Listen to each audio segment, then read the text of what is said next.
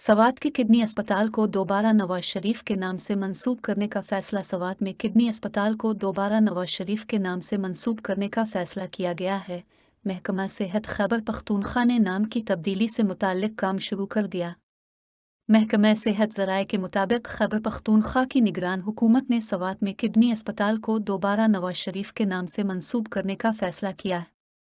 ज़राए के मुताबिक महकमा सेहत खैबर पख्तूनख्वा ने नाम की तब्दीली से मुताल्लिक काम शुरू कर दिया है।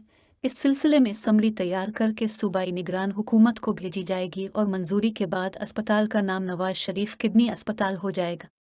पीटीआई हुकूमत ने 2021 में किडनी अस्पताल का नाम तब्दील करके मियां गिल अब्दुल हक किडनी अस्पताल रख दिया था।